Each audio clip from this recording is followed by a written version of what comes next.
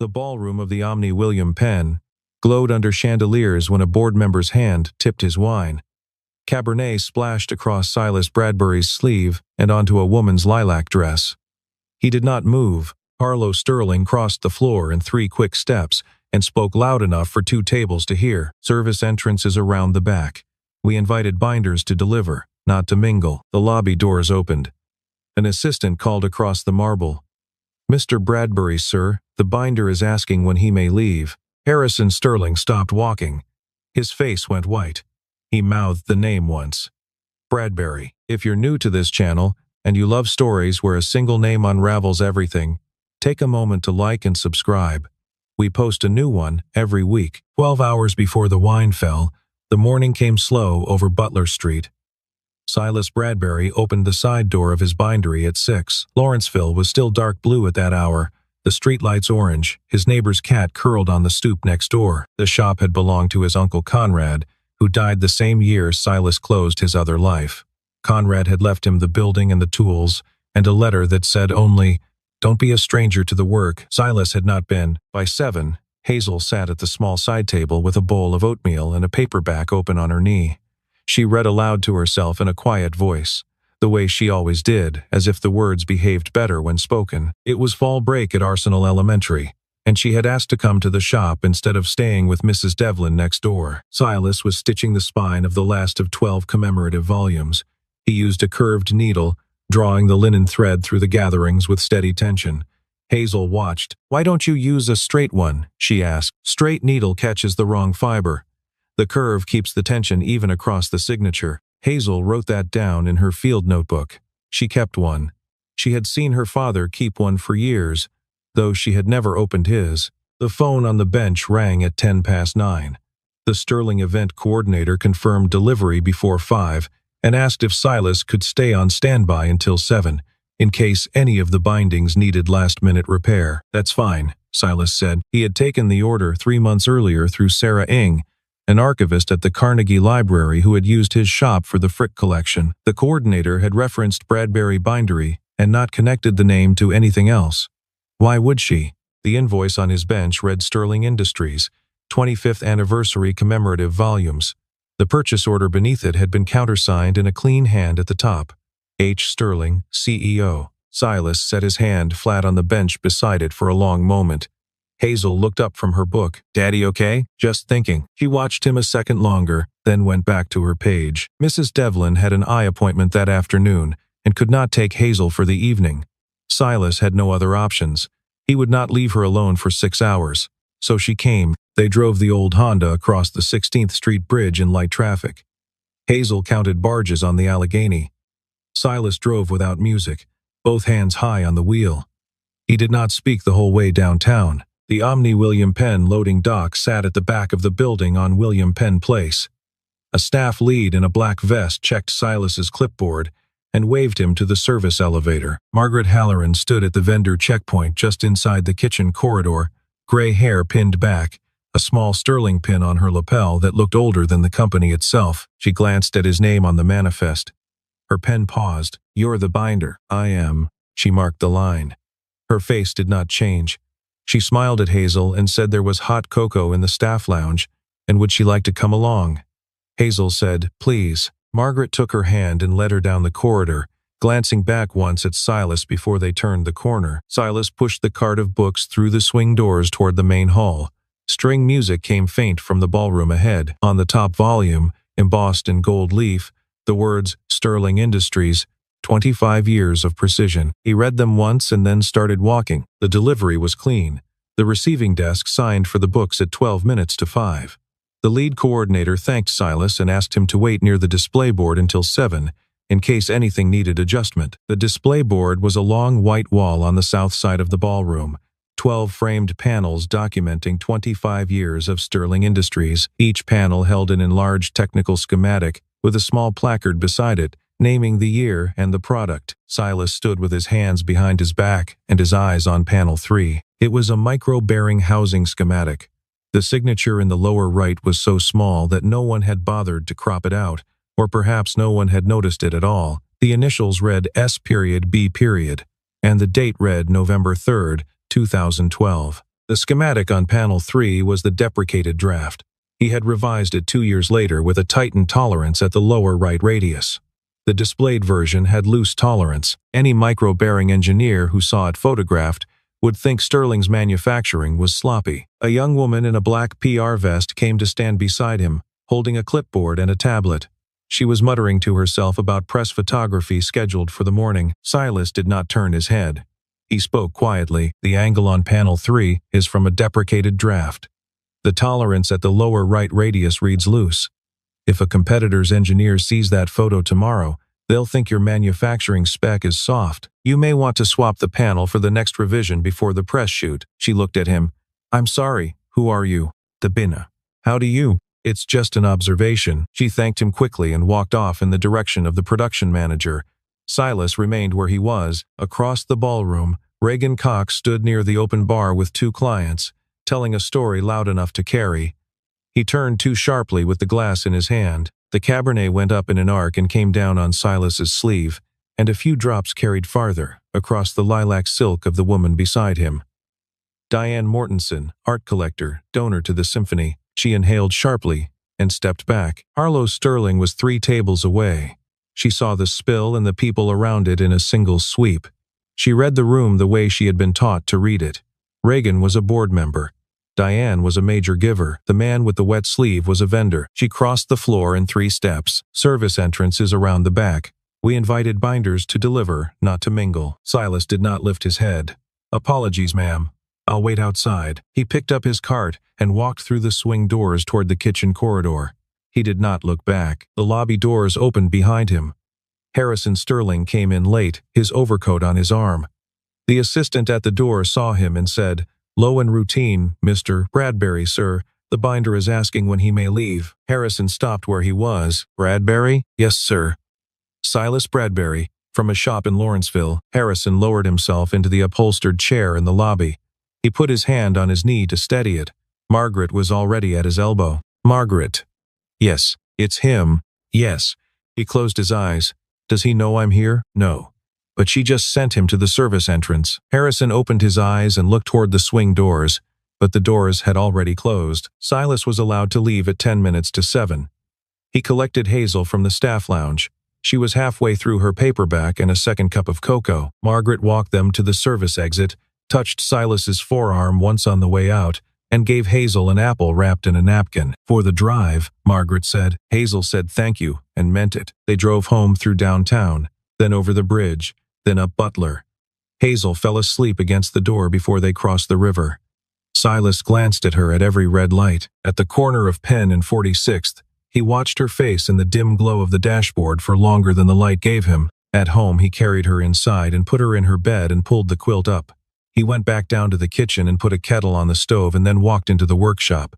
He opened the lowest drawer of the bench. Inside was a wooden box that had faded from oak to gray. He did not open the box. He set his hand on the lid for a second and then put it on the top shelf, above the drafting books. The kettle whistled. He did not pour the water. Across town, in a private second-floor room at the Omni William Penn, Harrison Sterling sat with a glass of water and asked Margaret one question. "How long has he been in Pittsburgh?" "The whole time, Harrison. He never left." "You stopped looking." He nodded slowly. He called his daughter. He asked her to come to the house in Sewickley before she went home. Harlow drove out at 9. The drive took 30 minutes in light rain. She did not ask why on the phone. She had heard a quality in her father's voice she had not heard in 4 years, since the week of her mother's funeral. In the study, with the lamp on and the curtains closed, Harrison did not offer her a drink. He gestured to the chair across from him. "You spoke to a man tonight whose name was Bradbury. Tell me what you said," she told him. She did not soften it. She framed it as crowd management. A board member had spilled wine. She had redirected attention. Harrison nodded once when she finished, but it was not approval. "His name is Silas Bradbury. Before this company was Sterling Industries, it was his." The silence in the room lasted 10 seconds. "What do you mean, his?" "I bought it from him 9 years ago for $1 and a foundation. I owe him things I never repaid. And tomorrow, I would like you to come with me to his shop." "Why now?" "Because I should have gone 9 years ago." She left the study at 10.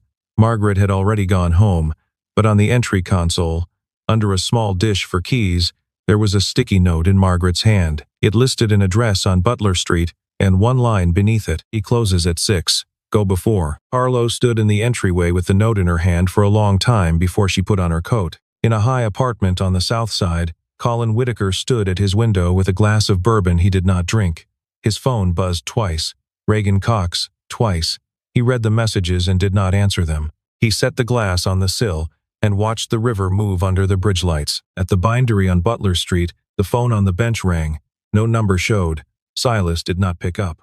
After 4 rings, voicemail caught the call. The voice on the recording was older than he remembered. "Silas, it's Harrison. I'm coming tomorrow. I'm sorry it took this long." A pause. Then the line cut. Silas stood in the dark workshop without moving. The next morning came overcast with a thin rain. Silas opened the shop at 9. Hazel had eaten breakfast at home. Mrs. Devlin had walked over at 1:15 and taken her back across the street to spend the morning baking. Harrison Sterling arrived at 10. He came alone. There was no driver, no assistant. His coat was wet across the shoulders.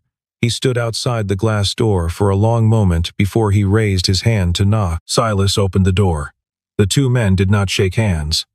The silence between them lasted 8 seconds. "May I come in?" Harrison said. Silas opened the door wider. Harrison stepped inside and looked around. The press, the standing trimmer, the shelves of book cloth and goatskin in coiled rolls, a small framed photograph above the bench showed a younger man and a woman in a park. "Your uncle's place. He left it to me. I didn't know he passed. You weren't expected to." Silas put a kettle on the hot plate in the back corner. Neither of them spoke while the water heated. He brought 2 cups to the bench. Harrison sat on the wooden chair. Silas leaned against the bench across from him. "I haven't read a foundation report in 4 years, Harrison said. "After the stroke and Eleanor's funeral, I stopped reading anything the board sent. I signed what they put in front of me. I didn't know the royalty had been cut. Margaret put the disbursement records on my desk last night after the gala. Has it really been cut? 4 years. Silas set the cup down. Slowly, he did not raise his voice. "That's $2 million in research funding lost. Maybe more. I'll make it right. I came to tell you that to your face, not through a lawyer. You can't make it right alone, Harrison. The board cut it. The board has to restore it. And someone has to answer for why. I know who." The shop door opened. The bell above it gave its small flat ring. Harlow stood in the doorway. The note was in her coat pocket. She had not announced herself to her father, and her father had not told her he was coming this morning. She had simply driven to the address Margaret had given her. She saw the 2 men at the bench. She did not move from the doorway. She heard the end of the sentence Silas had just spoken. She came in. She hung her coat on the hook by the door. She sat on the 3rd chair at the corner of the bench. Silas pushed the 3rd cup of tea toward her without a word. She looked at her father. "Why didn't you tell me everything last night?" "Because Silas should be in the room when I do." Harrison spoke for 8 minutes. He spoke without dramatics.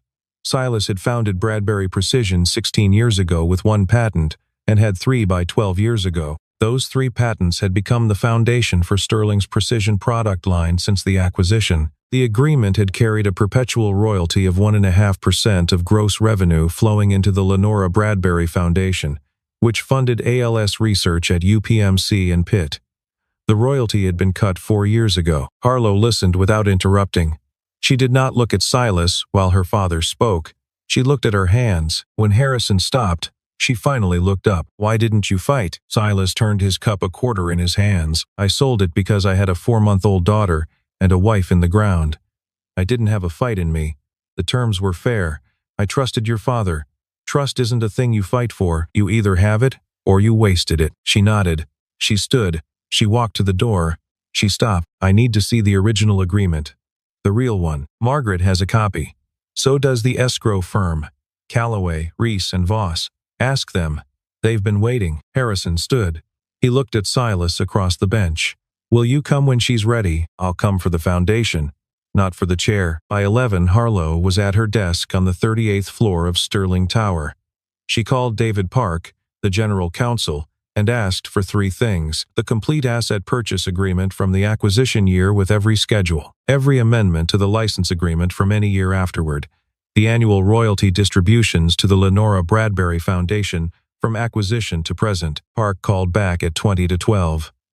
The original agreement had been archived to off-site cold storage 4 years earlier, and retrieval required approval from the chief operating officer. The amendment file held only one version, dated 4 years ago. There was no original on file.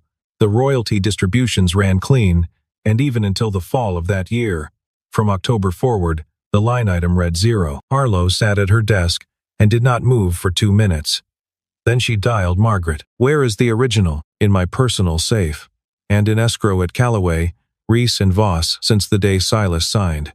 Your father co-signed the escrow himself. Mr. Whitaker does not know it exists. I want to see it. Today, 6 o'clock. B2. I'll meet you." Harlow ended the call. She stood at the window and looked down at the Monongahela. There was a knock at her open door. Colin Whitaker stepped in without waiting. "David tells me you're pulling the BP archive. May I ask why?" She turned. She kept her face flat, routine. "Pre-audit before quarter close. If you need help interpreting old documents, my team can assist. I'll let you know." He stood there for 2 seconds too long, then nodded and left. He walked directly to his own office. He closed his door. He called the senior archive manager who reported to him. "Anything left in the BP box, pull it. Move it to my office tonight." There was a long pause on the line. "Sir, that box has been empty since 4 years ago. Per your last instruction." Colin did not speak. He hung up. He sat at his desk with his hands flat on the wood. He realized, in the order people realize these things, that he had been so thorough in his erasure that he had left himself nothing to retreat to if a copy surfaced elsewhere. At 6 on the dot, Harlow stepped out of the freight elevator on level B2 and walked down the corridor of the records archive. The fluorescent tubes hummed. The air smelled of paper and dry concrete. Margaret was waiting at the long metal table at the end of the corridor. In front of her was a dark green binder, edges worn, the kind people carried for years. The handwritten label on the front read Bradbury Acquisition, Originals, H.S. and M.H. only. She opened it. She turned to the first page, the Asset Purchase Agreement. To the third page, the Royalty Schedule. To the 5th page, it was a handwritten letter on a sheet of unlined cream paper, 1 paragraph. The handwriting was Silas's. The date was the day of signing. Harrison. "Keep the company strong. Keep the foundation funded. That is all I ask. I won't be a name on the door, but the door was once mine. Try to remember that on the days the work feels small, S.B. Harlow read it once. She set her hand flat on the table beside the binder. She did not cry.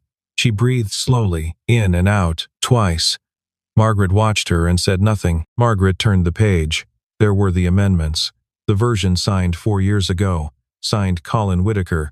No countersignature.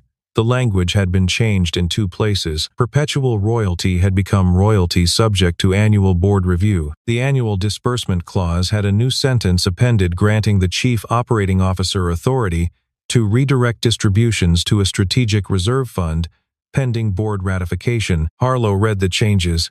He cut it under cover of a structural amendment that was never properly signed. "There is more." Margaret turned to the next tab. She had been waiting for this part. She had assembled it over 4 years in a separate file in her safe. 2/3 of what was cut from the foundation, she said, did not reduce the company's expense line.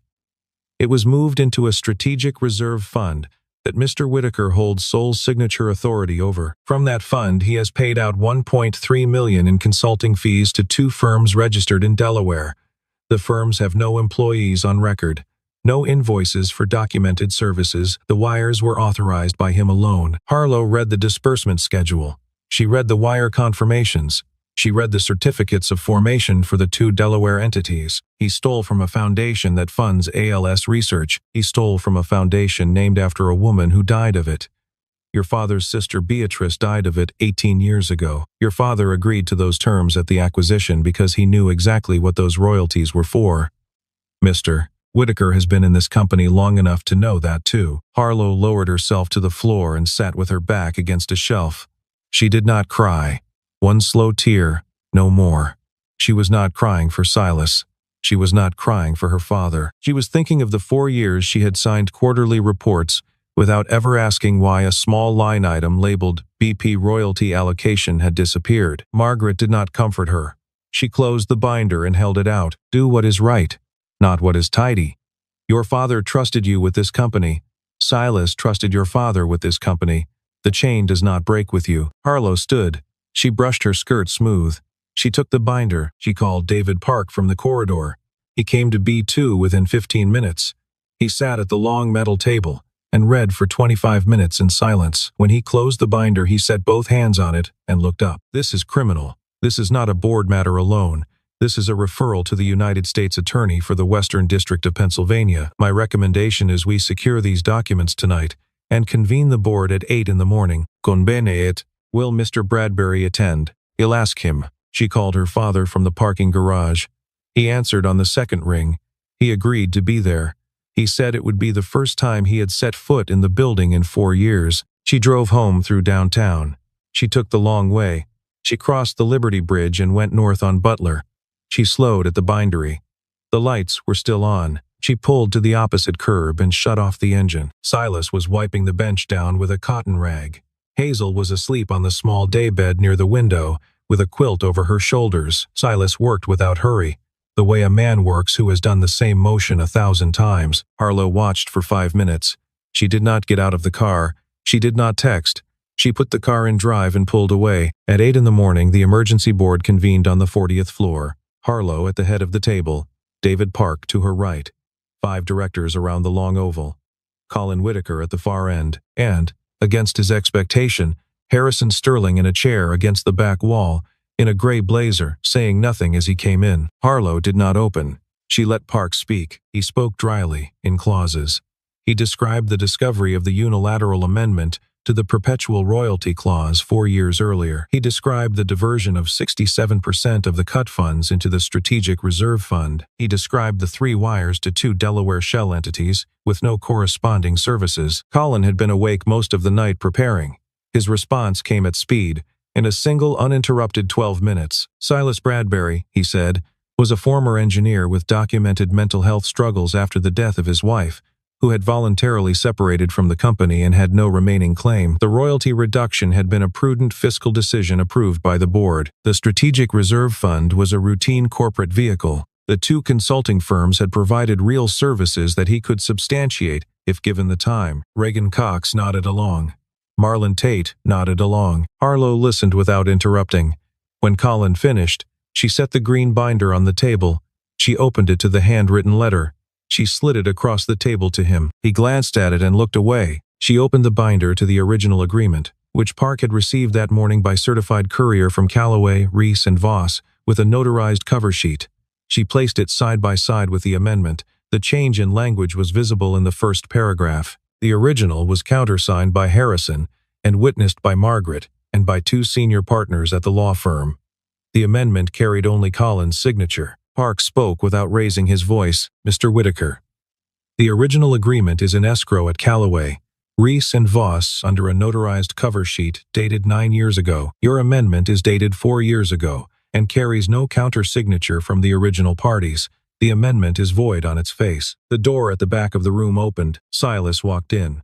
He wore a clean white cotton shirt and khaki trousers. No jacket, no briefcase. He carried one thing in his hand. A drafting notebook in hard-board covers, the corners softened to gray by use. He did not greet anyone. He did not look at Colin. He set the notebook on the table and opened it to page 47. The page held 3 pencil schematics of a micro-bearing housing, signed in his hand, S.B. November 3rd, 14 years ago. He set a printed photograph beside it. It was a photograph of panel 3 from the gala display board. The schematic on the panel and the schematic in the notebook matched line for line. Colin looked at the page once and looked away again. Silas spoke. He did not raise his voice. "I am not here to take your job. You took it yourself. I am here because that foundation funds a clinical trial at UPMC that began 7 years ago. 62 patients are enrolled. 4 years of missing royalties means 12 people who could have been enrolled in the most recent cohort were not.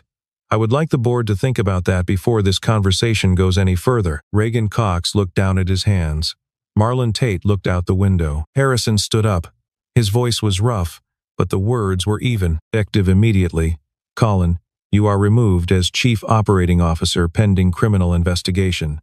David will coordinate with the United States Attorney's Office Security will accompany you out. Reagan, Marlon, you will each receive a separate inquiry. Colin opened his mouth. He closed it. He stood. He walked to the door. 2 security officers fell in behind him. Silas closed the notebook. He looked at Harlow. Harlow looked at her father. For 3 seconds, no one moved. The board reconvened at 3. 2 independent directors had been brought in temporarily on Park's recommendation. Silas was seated at the table as founder of record under the original agreement. The board opened with 3 proposals from the governance committee, drafted that morning. First, restoration of 8% preferred equity to Silas Bradbury. Second, appointment as vice chairman of the board. Third, a public statement acknowledging the role of Bradbury Precision in the company's foundation, with an accompanying press tour. Silas declined each in turn. He did not raise his voice. He did not rehearse. I sold this company 9 years ago because my daughter was 4 months old and my wife was 3 months in the ground. I made that choice with both eyes open. I don't regret it. I am not here to undo it. He paused. What I ask is this. 1. Restore the Lenora Foundation royalty stream retroactive to 4 years ago, with statutory interest and a separate disgorgement of the funds Mr. Whitaker diverted. 2. Amend the Foundation's bylaws so that future payment streams are administered by an independent trustee, not by Sterling's chief operating officer. 3. Open the Foundation's annual disbursement reports to public filing. After that, my name comes off any further document. That is all. David Park asked one question. Forward governance. Would you accept any advisory role at all? The board would be reassured. Silas considered. 1 day a quarter. I'll sit with your young engineers, not the board, the engineers. I'll look at what they're building. That is the most I will give, and I want it written that it is at will on both sides. The board agreed without dissent. Harrison stood. He walked around the long table. He put out his hand. Silas took it. The handshake lasted longer than a handshake usually does. Neither man spoke. They had said the things that needed saying in the bindery the day before. There was nothing left to say now. The meeting adjourned at 4. Silas walked out into the corridor on the 40th floor and turned toward the elevator bank. Harlow caught up to him at the doors. She had not been at this meeting. She had spent the afternoon at her desk signing the temporary orders that consolidated the COO's authority under her own name. She had run the 2 flights up rather than wait for an elevator. She caught her breath. Silas stopped. I would like to understand the company I run, she said, not as a CEO learning history. As someone who has realized she has been running on a foundation she never read the blueprint of. Would you teach me? Engineering, you mean? Engineering. And the rest? He looked at her. He thought for a few seconds. My shop closes at 6. Come after. Bring questions, not paperwork. The elevator chimed. The doors opened. He stepped in. The doors closed.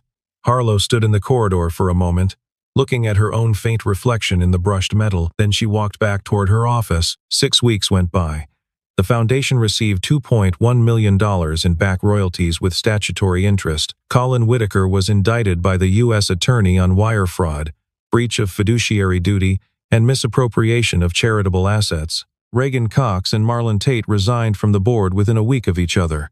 Sterling Industries issued a short press release with no accompanying campaign. Silas had requested the low tone. The board agreed. Harlow developed a habit of stopping at the bindery on Tuesday and Thursday evenings after 6. The cover reason was engineering history. The real reason was that the shop smelled of glue and old leather. The lamps were warm, and the man who ran it was never in a hurry. He taught her how to test thread tension across a spine, using the same vocabulary he had used 20 years earlier to describe tolerance across a bearing housing. 2 crafts, 1 temperament. She listened. She wrote things down in a hardcover notebook he had bound for her the 3rd week. She did not tell anyone he had made it. Hazel was there most evenings.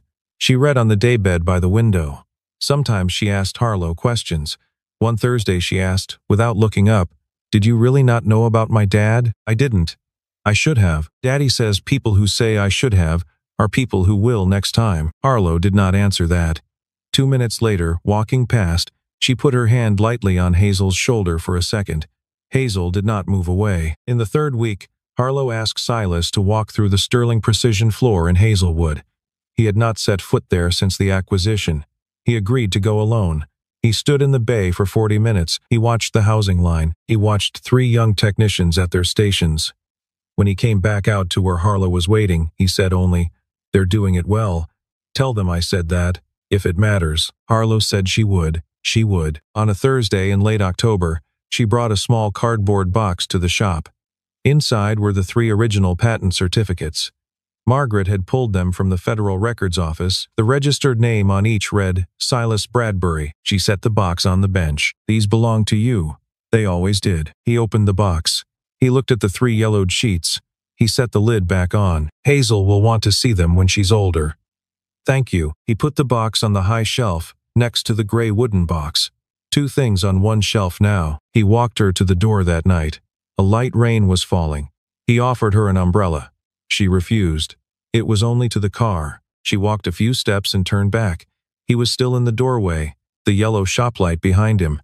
She did not say anything. She kept walking. 4 months after the gala, the first snow of February came light over Pittsburgh. Sterling Industries opened the Bradbury Reading Room on the ground floor of the headquarters building. The room was open without charge to engineering students from Carnegie Mellon and Pitt. A wall-sized print of the micro-bearing schematic hung along the south wall, the signature legible at human height. Under a glass case in the center of the room lay the original asset purchase agreement and the handwritten letter from Silas to Harrison. A small brass plaque beside the case bore one sentence. He asked nothing for himself.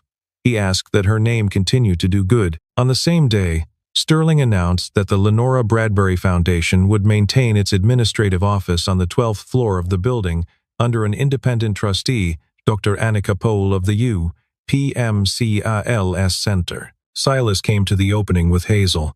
He wore a gray suit, his only one, kept in a garment bag for funerals, and now this. Hazel wore a navy velvet dress and carried a sketchbook. Harrison stood beside Harlow at the front of the room. He had aged visibly in 4 months, but he stood straight. He spoke for 2 minutes. He did not say Silas's name in the speech, at Silas's request. He said only this: some companies are built by the people whose names go on the door. Others are built by the people who chose not to put their name there. Both kinds matter. After the speeches, the room thinned out toward the coffee in the lobby. Silas and Hazel and Harlow stood together at the glass case. Hazel pointed at the bottom of the writer page, where Lenora had countersigned from her hospital bed 3 weeks before she died. That's Mama's signature. That's Mama's signature. Harrison joined them. He stood beside Silas for a long moment without speaking. Then he said, Beatrice would have liked this room. I think she would have. The 2 older men stood side by side at the glass and looked down at the page. For the first time in 9 years, they were in the same place without anything between them. Hazel ran to the window to watch the snow come down over the Allegheny. Harrison followed her and sat on the bench against the wall and pointed out a crow on the ledge. An old man and a child. The frame held. At the glass case, Silas and Harlow were left. Tuesday at 6, Harlow said quietly. Hazel asked if I could bring soup. She has been planning that for 2 weeks. Bring the kind with barley. She nodded. There was a pause. I'm not going anywhere, Silas. I want you to know that. Not as your boss. Not as anyone's daughter. As me. He looked at her. He did not answer with words. He set his hand over the back of her hand where it rested on the rim of the glass case. He left it there. Hazel laughed at the crow. Harrison smiled at Hazel laughing at the crow. 4 people in one quiet room on a Saturday morning in February. None of them in a hurry to go anywhere. Outside, the snow kept falling over Pittsburgh.